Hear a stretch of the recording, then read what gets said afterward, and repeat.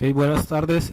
Mi nombre es Carmelo José Coronel Calao. Soy estudiante del doctorado en Ciencias de la Educación, UPEL IMPM, el convenio CIDER Colombia, en la ciudad de Cúcuta.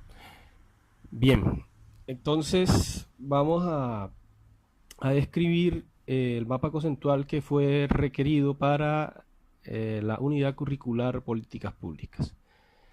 Entonces, son funciones del Estado garantizar el acceso a la educación a todos los sectores sociales. También procurar porque la educación sea pública.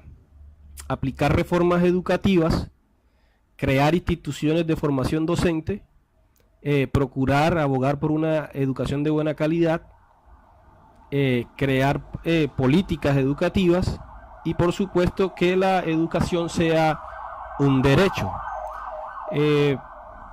En lo que tiene que ver con las crisis del Estado, bueno, cuando se presenta la crisis del Estado-Nación, entonces tenemos la sectorización de la educación, tenemos la pérdida de la soberanía de las instituciones, tenemos un empobrecimiento de los currículos, la educación se hace de mala calidad, hay un aumento de la deuda externa de las naciones, se utiliza la figura de la privatización, o sea, todo se privatiza.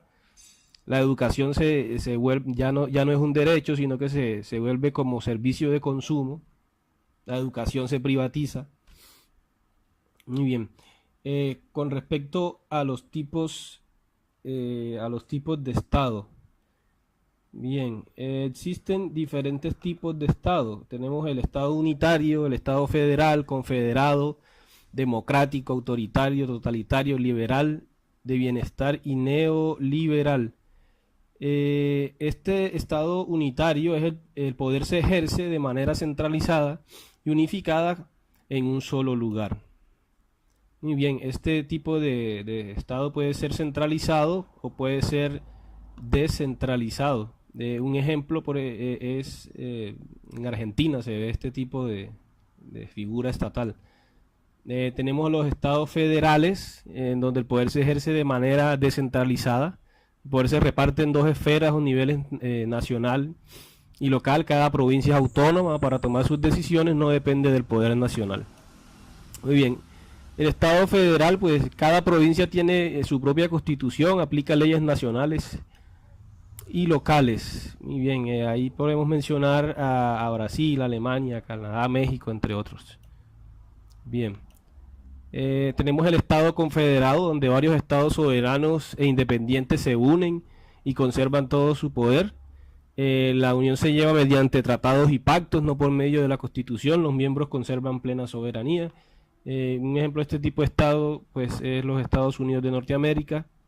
Tenemos los estados democráticos, el gobierno es del pueblo, es una forma de organización del Estado en la cual las decisiones colectivas son tomadas por el pueblo mediante el sufragio al elegir sus representantes. Bueno, tenemos un Estado autoritarista. Este se caracteriza por anular los mecanismos políticos y democráticos con el fin de restablecer un determinado orden social y económico. Generalmente se viola todo tipo de derechos en estos estados. El Estado totalitario, pues la libertad está seriamente restringida, el Estado ejerce todo el poder sin divisiones ni restricciones. Ahí podemos recordar la Alemania nazi, la Unión Soviética. Ok. Bien, hay estados absolutistas, por ejemplo las monarquías. Están los estados liberales. Bueno. Los estados liberales pues son muy importantes porque consagraron las teorías de la Ilustración como la soberanía popular, o sea, el poder residía en el pueblo, que elegía a sus representantes mediante el sufragio. El objetivo era limitar el poder del Estado y de los gobernantes mediante las constituciones. Esos tipos de gobiernos pues siguen existiendo hoy de alguna manera o con otras formas. Bien, en las constituciones de los estados liberales se reconocieron derechos de los habitantes, los principios de la igualdad y la libertad, y se establecía la organización del gobierno y las divisiones de poder. Tenemos el estado de bienestar.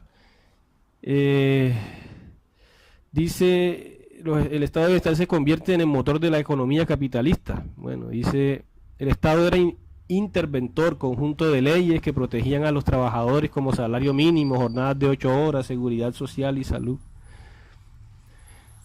Otra característica de este estado de bienestar era la estatización de las empresas de servicios públicos. Se protegió la producción local con barreras aduaneras y fomento a la producción. En lo social se crearon escuelas y hospitales, se otorgaron subsidios de desempleo y créditos de vivienda. Bueno, en Colombia se vivió eso. Y eso ocurrió durante los años de 1949, pero entonces el problema del estado de bienestar fue que quebró las arcas del estado, porque el estado no pudo seguir manteniendo sueldos tan altos, esas remuneraciones tan altas, se quedó desfinanciado.